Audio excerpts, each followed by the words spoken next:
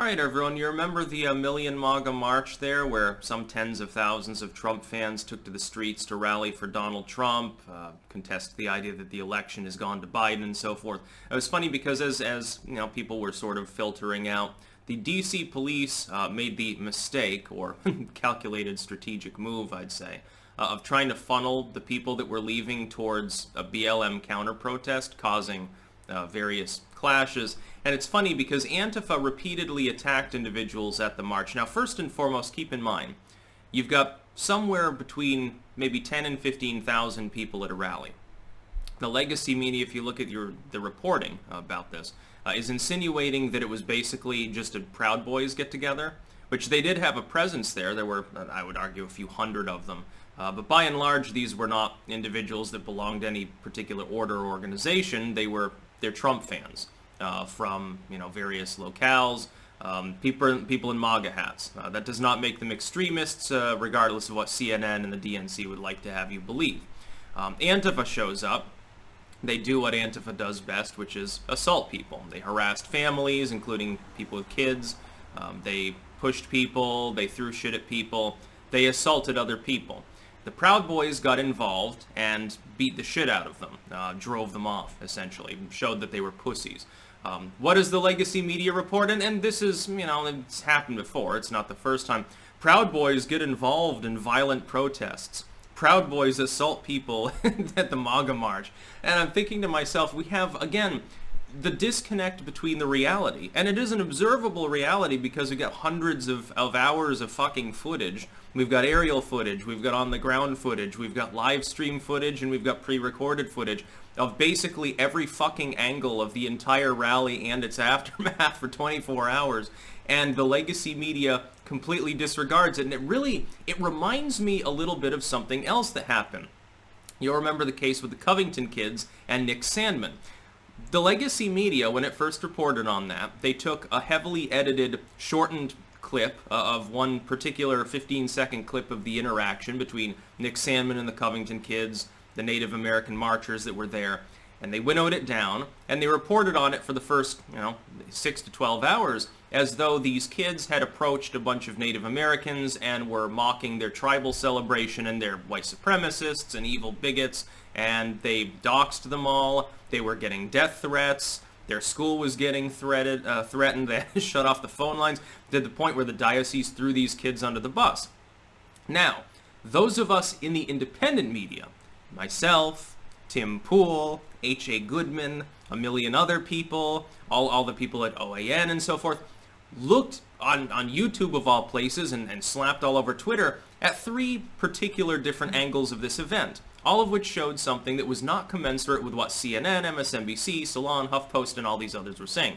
They were saying the Covington kids approached other people and began mocking them. If you looked at all three angles of the actual event, though, number one, the Covington kids were the ones that got approached. Number two, they weren't mocking anybody. They then tried to claim that they had blackface celebrations because of Blackout Day, which isn't a thing. That's just what you also have, like Red Out Day and Pink Out Day and shit. The kids will like paint themselves all the same color just to show team spirit. I mean, it's kind of cringy, but it's not blackface. And if you have a black student there and they're doing the same thing, is it still a sin? Is what I would ask them. One of the Native American marchers actually was saying racial things, was telling these kids to go back to Europe and stuff like that. These kids were literally attempting to drown out a third-party group, which you didn't see in the initial clip, which was the black Israelis, which had shown up to say that the Native Americans aren't Native American and whites don't belong here and we're the master race. They were explicitly a racist group. I think they've been labeled even by the ADL and the SPLC because they're so virulent, and that's no small task considering they're black nationalists. That being said, the legacy media got sued. There have been several settlements already with Rittenhouse, another example of this same kind of reporting. And the initial report was that Kyle Rittenhouse got a gun, went across state lines to go kill a bunch of leftists, shot a man, got chased, shot 3 others. It turned out that that was completely bogus. Even the New York Times didn't run with that story initially. Even they had to fact check it and say, well, actually, he put out a fire. The gun was already in Wisconsin to begin with. His friend, by the way, is facing charges for giving him the gun. Whoops, those ones might actually stick, although it's considerably less dangerous. It's considerably more minor than manslaughter or attempted murder. He was shot at. He fled because he was being shot at. Other people thought he was the one shooting. A mistake on their part, but, you know, you're not allowed to chase someone down and assault them because you think that they're doing something wrong. He was attacked by several individuals, and he shot in self-defense. And he will be exonerated on every charge that doesn't involve the wielding of this weapon. That is a near guarantee. But again, the legacy media reporting, which they're standing by because Rittenhouse is still in a cell right now, having, I don't think, quite gotten enough to post bail, they can defame him all they want until he's actually exonerated. Now, when he gets out, he's going to be a multimillionaire, and I wish him well on that. This is the same thing. You have a group of thousands of people attempting to disembark a completely peaceful protest. Now, keep in mind, when BLM or Antifa or leftist groups in general get together to protest, as soon as the sun starts going down, businesses start to burn. Did that happen in D.C.? No, a far larger protest, a far larger rally, in fact, went off without a hitch, no violence at all, until Antifa showed up and the D.C. police made the, I believe, calculated decision to drive departing rally-goers towards the leftists. Naturally, they tried to go through, the leftists started harassing them. Now, you can yell at someone openly on the street, and as long as you're not doing, threatening to kill them, threatening to lynch their kids or something, it's legal. You can say, well, you're a fascist if you want. It might not be true, but you're allowed to do that. Police might tell you to get lost, might book you for disorderly conduct or disturbing the peace, but, when you get a protest going on, the threshold changes. They were physically assaulting the MAGA rally-goers. But the legacy media will not report on that.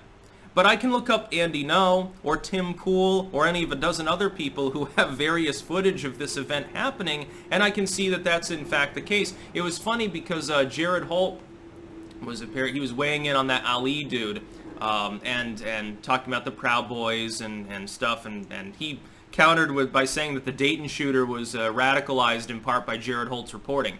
Fact check, mostly true, by the way. You can look that up if you want to. Basically goaded on into thinking that the far right was staging a coup and Nazis were everywhere. Part of that was that reporting by Right Wing Watch at the time, which I think Holt has left behind at this particular juncture.